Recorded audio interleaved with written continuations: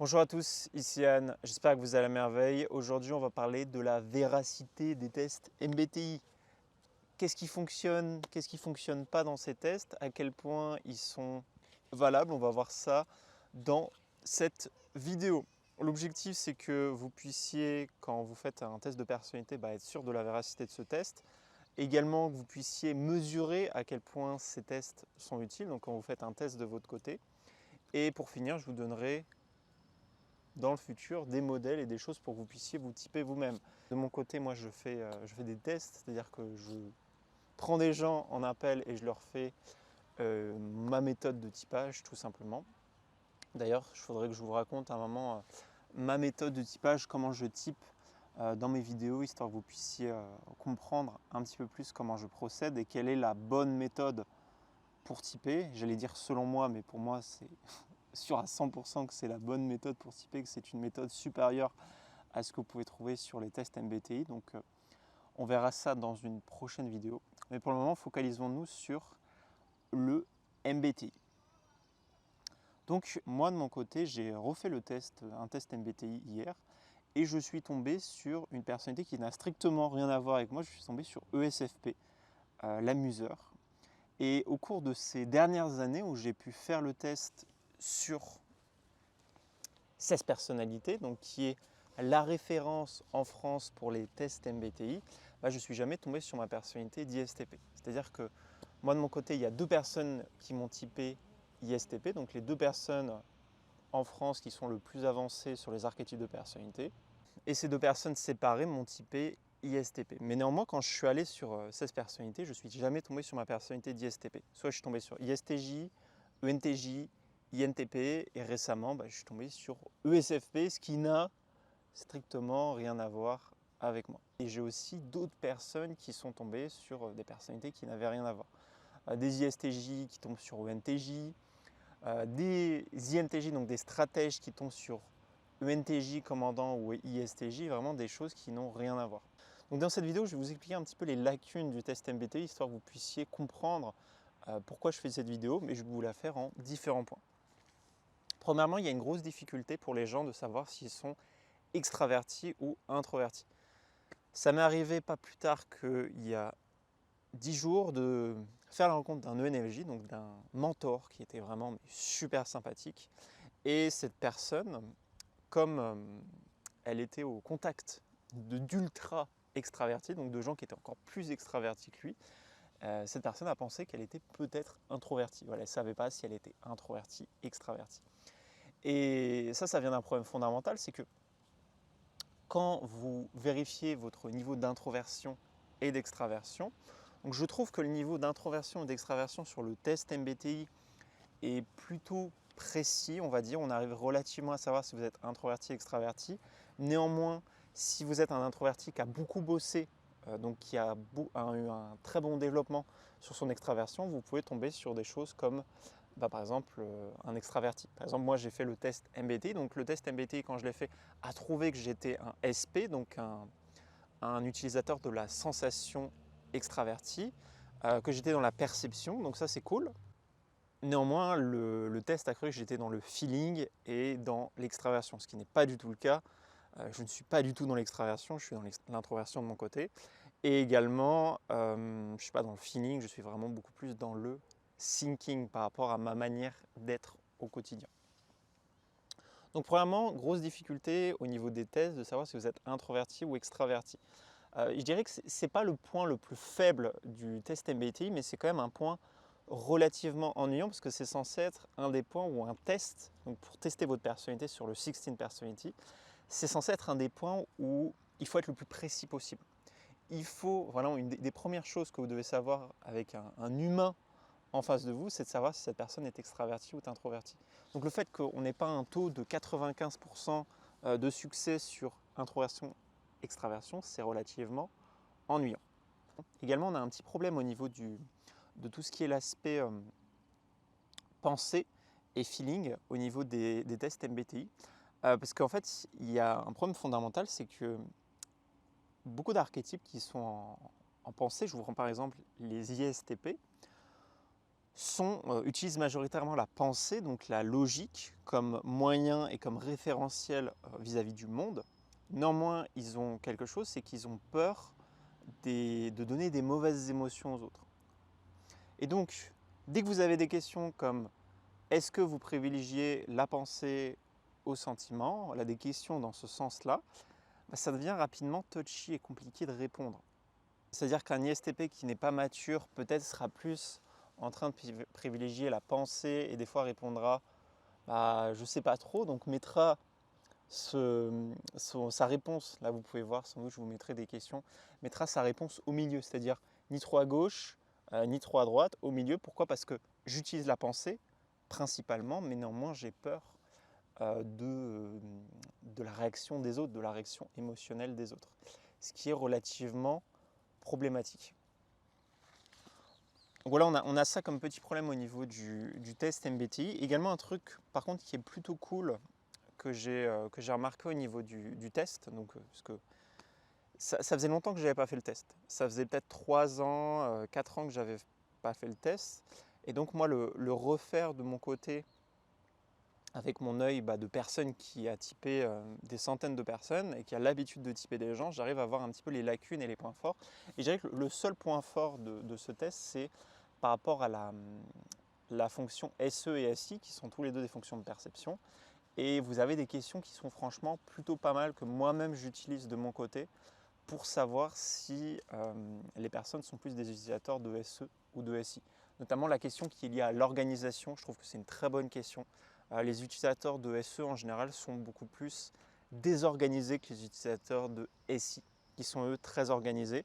Néanmoins, et ça arrive, je connais un ISTP qui est très organisé parce qu'en fait ses parents, notamment sa mère, l'a forcé à être organisé toute sa vie. Cette personne, sur cette question, va répondre qu'elle est organisée. Et donc ça flingue un petit peu forcément la cohérence. Mais je trouve que globalement, SE, donc le vecteur SE-SI, est plutôt bien fait. Et aussi, qu'est-ce qui fait que certaines personnes vont répondre plus dans un sens ou plus dans un autre, peu importe leur personnalité, disons 2 ISTP, 2 ENTP pareil, ça va être leur niveau de maturité. Plus quelqu'un est mature, plus il est capable de sortir de ses peurs et d'être à l'aise. Donc ça va dépendre du niveau de maturité de la personne. Donc à quel point elle a fait sauter sa fonction peur et la fonction qui est liée à l'inquiétude, dont je vous avais parlé hier sur la vidéo sur les 4 côtés de l'esprit. Donc on a ça qui n'est pas pris en compte sur le test, parce que c'est un test que vous faites vous-même. Donc ça c'est un des biais du test. Également il y a la projection. Et ça, je vais vous dire, ce phénomène de projection, j'ai un ENTP sans doute qui regardera cette vidéo. Il y a beaucoup de gens qui se projettent, c'est-à-dire qui veulent être quelqu'un, qui ne sont pas. Et c'est plus propre à certains archétypes comme ENTP, ENFP, INFP, ISFP. On a de la projection qui est faite et des gens qui se mentent à eux-mêmes. Ce qui est un petit problème pour un test et quand vous vous testez vous-même, c'est que si vous vous mentez à vous-même, et des fois, se mentir à soi-même, on ne le fait pas volontairement. On essaie de se projeter la personne qu'on veut être ou qu'on ne veut pas être. Forcément, ça biaise les réponses aux questions. Normalement, il y a quelques bonnes questions au niveau du test MBTI donc que j'utilise également de mon côté. Donc, vous avez la question qui est liée à l'organisation, comme je vous ai dit. Également, il y a la question qui est liée au fait de est-ce que vous voulez devenir écrivain? Ça, je trouve que c'est une très bonne question pour un test MBTI. Tout ce qui est les ENFP, les INFP ont tendance à répondre oui fortement à ces questions. Donc c'est des questions qui peuvent être très valables. Néanmoins, sur on va dire 90 questions, parce que le problème des tests MBTI, c'est qu'il y a 90 questions, donc ça fait déjà beaucoup de questions. Le problème de ces 90 questions, c'est qu'elles ne sont pas toutes pertinentes et qu'elles prennent en question surtout quelque chose qui s'appelle les fonctions cognitives. Et le problème de juste prendre en compte les fonctions cognitives, c'est que beaucoup de gens peuvent en fait projeter des fonctions cognitives ou pas du tout être conscients de leurs capacités. Si vous avez vu la vidéo précédente, le gros challenge qu'on a avec ce test, c'est que quand vous faites un test MBTI, ils vont juste vous donner votre 4 lettres. Donc par exemple, ils vont me typer ESFP, ils vont me donner mes 4 lettres pour ESFP, l'amuseur. Et le challenge, c'est que vous n'avez pas l'inconscient. Vous n'avez pas votre subconscient ni votre super-ego. Et quand vous testez quelqu'un, donc suivant la maturité et le niveau de développement, donc que cette personne elle ait 18, 20 ans, 30 ans, 50 ans, elle sera dans d'autres cases de son cerveau. Et je peux vous le dire, moi de mon côté, quand je type quelqu'un qui a 18 ans, c'est en général plus facile de typer quelqu'un qui est jeune que de typer quelqu'un qui est âgé, qui a 50 ans, 60 ans, même des fois 35 ans, 40 ans. Ça peut être un peu plus compliqué pour moi de typer quelqu'un parce que cette personne, il faut prendre plus de temps avec elle parce qu'elle est passée plus sur son subconscient ou sur son inconscient. Donc en résumé, si vous faites un test MBTI et que vous avez 15, 16, 17, 18 ans, ce sera beaucoup plus précis au niveau des résultats parce que le test MBTI, de ce que je vois, considère que vous n'êtes pas très mature au niveau de votre personnalité. Et si vous faites votre test alors que vous avez 30, 35, 40, 50 ans, c'est mort de ce côté. Vous êtes trop développé sur votre subconscient, votre inconscient. Vous commencez à intégrer, donc on parlera de l'intégration dans d'autres vidéos, vous commencez à intégrer les 4 côtés de votre esprit. Et donc là, c'est flingué. C'est-à-dire que les chances que vous tombez sur votre personnalité avec le temps réduisent. Plus vous faites le test tard, moins le test MBTI que vous pouvez voir sur 16 personnalités sera pertinent. Et je parle de test 16 personnalités parce que aux États-Unis, il y a plein de tests différents. Et en plus de tester mes gars, quand je leur fais un typage de personnalité, je leur fais tester d'autres tests. Et le problème, c'est qu'aux États-Unis, il y a plein de tests différents, alors qu'en France, forcément, le nombre de tests est beaucoup plus réduit parce que le MBTI, ça vient à la base des États-Unis et pas de la France. Avant de finir cette vidéo, j'aimerais aborder juste 2 sujets. Premièrement, le sujet du Big Five, c'est quelque chose qui m'est beaucoup revenu. Le Big Five, il faut que vous puissiez comprendre, parce que beaucoup de gens me disent « Ouais, le Big Five, c'est plus pertinent, c'est des scientifiques, tout ça ». Sachez que le Big Five a des bons côtés, mais néanmoins, il faut que vous compreniez quelque chose, c'est que le Big Five n'est pas un test de personnalité, donc ça ne va pas prendre en compte quelque chose qui s'appelle votre nature. Je vous invite à regarder la vidéo que j'avais fait sur typer quelqu'un en 30 secondes, où je vous parlais du concept de nature, de culture et de sexe. Le Big Five ne prend pas en compte la nature, c'est-à-dire le Big Five ne prend pas en compte votre personnalité, elle va prendre en compte votre culture, c'est-à-dire que par rapport à votre personnalité, comment vous allez être. Un ESFP, donc un guerrier, sera beaucoup plus extraverti, ça c'est sûr. Un ENFP sera beaucoup plus extraverti sur le Big Five. Ok, ça c'est un indicateur. Mais le problème c'est que cette extraversion et les autres vecteurs dépendent de votre interaction avec les autres humains. Et donc, ça dépend des autres humains que vous avez en face de vous. Par exemple, sur le Big Five, on a un vecteur d'agréabilité. Le vecteur d'agréabilité, en fait, va dépendre de votre archétype. Si vous avez un FE, par exemple, vous êtes un ENFJ ou un sauveteur. Donc, si vous êtes un mentor ou un sauveteur, ou NFJ, ESFJ, vous aurez un vecteur d'agréabilité qui sera beaucoup plus poussé. Mais néanmoins, vous pouvez être un ISTP, donc avec un FE inférieur et avoir un gros vecteur d'agréabilité, parce que vous avez peur de donner des mauvaises émotions aux autres. Donc c'est un petit peu relou. Ou je connais une ISTP, que vous verrez sans doute un jour sur cette chaîne, et cette ISTP est vraiment focus sur son subconscient de mentor.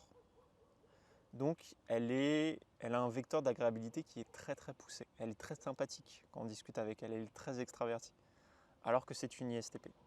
Donc vous avez ce vecteur d'agréabilité, vous avez d'autres vecteurs, et quand vous prenez tous en compte ces vecteurs, en fait ces vecteurs sont la répercussion de votre personnalité sur le monde extérieur et sur les interactions sociales. Ce n'est pas un typage de personnalité, c'est un typage de vos interactions sociales avec les autres humains. Il y a des choses à prendre dans le Big Five, c'est très bien, mais ça n'a rien à voir avec un test de personnalité. Donc arrêtez de me parler du Big Five et arrêtez de me dire que c'est pertinent par rapport à votre personnalité. Ce n'est pas du tout pertinent par rapport à votre personnalité. On peut en tirer quelques trucs, mais je veux dire le vecteur d'agréabilité, si vous êtes un ESFJ, un ENFJ, il n'y a pas besoin de faire un Big Five pour voir que vous êtes agréable. Il suffit juste de vous parler pendant 2 minutes et voilà, le vecteur d'agréabilité, je le mets à 80 direct ou à 90. Vous n'avez pas besoin de faire un test pour voir ça, quoi. À moins que si vous-même vous voulez vous faire voir un peu la perception que les gens peuvent avoir de vous. Ça peut être intéressant. Du coup, le Big Five n'est pas un test de personnalité. Dernier truc par rapport à la vidéo d'hier, donc je profite pour remplacer parce que j'ai une question par rapport à la vidéo d'hier. Donc merci à la personne qui a posé la question. Cette personne n'a pas vraiment bien compris la différence entre subconscient et inconscient. Donc l'ego, vous avez vos 4 premières fonctions cognitives. Donc pour moi, qui suis un ISTP, ça va être TI, SE, NI, FE. Donc logique, instant présent, mon futur, donner des bonnes émotions. Et le subconscient sera l'inverse. C'est-à-dire que tous les introvertis ont un subconscient d'extraverti. Parce qu'en fait, la fonction héros, qui est la première fonction, devient la fonction peur, alors que la fonction peur devient la fonction héros.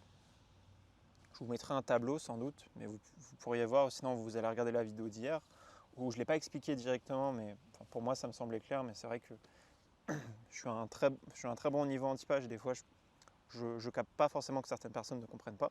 Évidemment, bon, je progresse avec le temps parce que j'apprends à beaucoup de personnes le typage, donc ça me permet de comprendre les trucs au fur et à mesure. Donc, le subconscient, c'est simplement l'inverse de votre ego. Les fonctions sont opposées. Donc ça, c'est pour votre subconscient. Donc tous les introvertis ont un subconscient extraverti et tous les extravertis ont un subconscient d'introverti. Ça, c'est pour le subconscient. Et pour l'inconscient, on va dire que les fonctions cognitives ne sont pas inversées, elles sont, on va dire, opposées. Voilà, vous avez inversé et opposé. Et qu'est-ce qui fait que c'est opposé? Donc utilisons les bons mots à chaque fois. Qu'est-ce qui fait que c'est opposé? Parce que votre inconscient est en opposition totale à votre ego. Pour moi qui suis un ISTP, donc qui suis un introverti, mon inconscient, c'est un inconscient de superviseur, de STJ. Et si vous regardez les fonctions cognitives, donc je vous mettrai une image sans doute, peut-être de la vidéo d'hier, quoique le tableau était un peu sale. Je vous mettrai une image que j'ai faite moi-même aujourd'hui. Si vous regardez pour le STJ, donc le superviseur, les fonctions cognitives sont parfaitement opposées à l'ego d'ISTP. Et enfin, vous avez le super-ego. Et pour le super-ego, vous faites quoi? Vous faites simplement l'opposition, mais plutôt que l'opposition à l'ego, vous faites une opposition au subconscient. Donc, rapidement, pour un ISTP, ça va donner quoi? Ça va donner ego ISTP, donc TI, SE, NI, FE. Subconscient de mentor, donc le mentor FE, NI, SE, TI. Donc, ils ont peur de paraître bêtes, les mentors. Inconscient d'ISTP, c'est ESTJ, donc on aura TE, SI, NE, FI. Et enfin, super-ego d'INFP, on aura FI, NE, SI, TE. Donc ça, c'est pour la personnalité des ISTP. Et si vous regardez, par exemple, vous voyez que dans ma personnalité d'ISTP, j'ai un ego d'ISTP, un subconscient de mentor, un inconscient de superviseur et également un super-ego d'INFP. Si vous prenez l'INFP, donc par exemple un ego d'INFP, quelqu'un qui a un ego d'INFP, donc c'est sa personnalité, vous pouvez regarder qu'en fait il y a les mêmes personnalités. Dans l'exemple que je vous montre à chaque fois, si vous prenez l'INFP aura un inconscient de mentor, un subconscient de STJ et un super-ego d'ISTP. Voilà pour les explications, j'espère que c'est un peu plus clair maintenant. Donc qu'est-ce qu'il faut en retenir? Je vais vous faire des vidéos sur quelque chose qui s'appelle les styles d'interaction et les tempéraments, donc ce sera dans les prochaines vidéos. Et pour vous typer vous-même, si vous souhaitiez vous typer vous-même, ce que je comprends totalement, et vous ne souhaitez pas de session de typage, sachez que les vidéos qui vont arriver vont vous permettre de vous typer vous-même, donc plutôt qu'avoir un taux de réussite de 40%, 50%, vous serez peut-être plus à 80%, 90% avec les tempéraments et les styles d'interaction. Donc il y a de ça, et en plus de ça, quand vous ne savez pas quelque chose ou que vous avez un doute sur quelque chose, par exemple le fait que vous soyez empathique, ce qui correspond à FE, plutôt que vous demander si vous êtes empathique vous-même, demandez à des gens, quoi. Je veux dire, demandez à 1, 2, 3, 4 personnes. Si vous voulez vous typer vous-même, faites très attention à ce que les autres vous disent autour de vous. C'était Yann. Si vous avez aimé cette vidéo, n'hésitez pas à mettre un commentaire, un pouce vert. Mon côté, c'était un kiff comme d'habitude de faire cette vidéo. Si vous voulez un typage, Le lien est en description. Si vous voulez que je réponde à une, deux, trois questions, vous voulez simplement qu'on se prenne en appel pour discuter de tout et n'importe quoi, sachez que vous avez mon Telegram en description. Voilà, vous avez mon Telegram, mon Instagram, vous m'envoyez un petit message, on discute. Et après, donc on discute. Donc soit vous voulez 2-3 conseils par rapport à votre personnalité, tranquille, je peux vous les filer gratuitement. Si vous voulez un accompagnement plus avancé, apprendre le typage, n'importe quoi, que vous voulez être plus performant en vente, parce que pour rappel, moi j'ai fait quelques années de vente, donc je peux vous aider là-dessus. Voilà, si vous avez un problème quelconque, quelque chose que vous voulez résoudre, ce sera un plaisir de vous accompagner pour que vous alliez mieux dans votre vie. C'était Yann, et moi je vous dis à la prochaine.